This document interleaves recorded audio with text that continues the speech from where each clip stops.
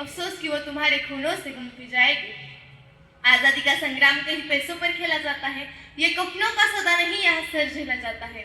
जाने बहुत करके वो बोले, जाने बहुत करके वो बोले, रक्त तुम मुझे देना, बदले में भारत की आजादी तुम मुझसे लेना। हो गई सभा में उतल पुतल, सीने में दिल न समाते थे, इखलाक के नारे को सब पार सुनाई देते थे। हम देंगे देंगे रक्त, यही शब्द सुनाई देते थे। भारत माता के युवक खड़े तैयार दिखाई देते थे।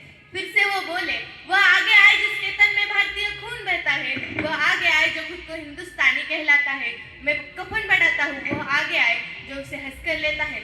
सारी जनता हुंकार उठी, हम आते हैं, माता के चरणों में रक्त बहाते हैं। और इसी तरह भारत देश के युवक चाकू सुरी कटारों से अपना रक्त बहाते थे और उसी रक्त की शाही में अपना कलम डुबाते थे और उसी कलम से हस्ताक्षर किए ही जाते थे। उस दिन देखा हिंदुस्तानी तारों ने विश्वास नया, अर्थात हमारे भारत की स्वतंत्रता का इतिहास लिखा गया, हमारे भारत की स्वतंत्रता का इतिहास लिखा गया। नमस्कार सन्माननीय व्यासपीठ, वंदनीय गुरुजन वर्ग आणि येथे जमलेल्या माझ्या बालमित्र मैत्रिणींनो, खरं तर आज आपण या ठिकाणी 15 ऑगस्ट साजरा करण्याच्या निमित्ताने एकत्रित जमलेलो आहोत।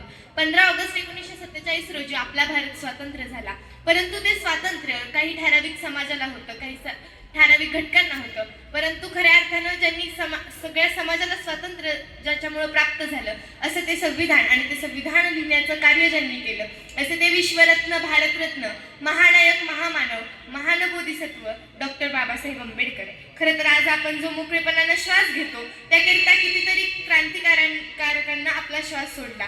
त्यामध्ये भगतसिंग, राजगुरू, सुखदेव, नेताजी सुभाषचंद्र बोस, लोकमान्य टिळक यांसारख्या कितीतरी क्रांतिकारकांनी आपला श्वास सोडला।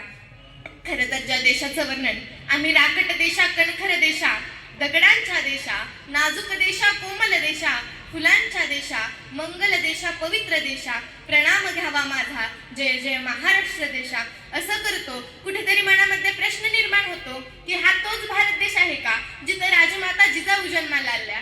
हा तोच भारत देश आहे का जिथे छत्रपती शिवराय जन्माला आले? अरे हा तोच भारत आहे का जिथे छत्रपती संभाजी महाराजांच्या कीर्तीचे, शौर्याचे, पराक्रमाचे आणि धैर्याचे धडे आम्हाला सुनावले जातात? हा तोच भारत आहे का जिथे टिळक सांगतात, स्वराज्य हा माझा जन्मसिद्ध हक्क आहे आणि मी तो मिळवणारच? हा तोच भारत आहे का जिथे नेताजी सुभाषचंद्र बोस सांगतात की तुम मुझे खून दो मैं तुम्हें आजादी दूंगा? जिथं गांधी आम्हाला सांगतात जिथं गांधी आम्हाला अहिंसेचे धडे देतात? नाही, हा तर तो भारत नाहीयेच। आज आमच्या भारताला स्वातंत्र्य मिळून जवळपास 80 वर्ष पूर्ण होत आली, परंतु या 80 वर्षामध्ये विज्ञानानं मोठी प्रगती केली, तेला तुपाचे दिवे गेले आणि ट्यूबलाईट आली, परंतु आमच्या डोक्यामध्ये मात्र अजूनही अंधारच आहे। का तर आम्हाला माहितीच नाही की आमची संस्कृती काय आहे, आमची परंपरा काय आहे, आम्ही कोणत्या देशामध्ये जन्माला आलो। खरं तर स्वातंत्र्य म्हणजे नक्की काय? स्वातंत्र्य म्हणजे केवळ ब्रिटिशांच्या गुलामगिरीतून मुक्त होणं नाही, आपल्या विचारांवर, आपल्या शिक्षणावर, आपल्या भविष्यावर, आपल्या ध्येयावरती, आपल्या विचारांवरती आपलं नियंत्रण असणं, याला आपण स्वातंत्र्य म्हणतो।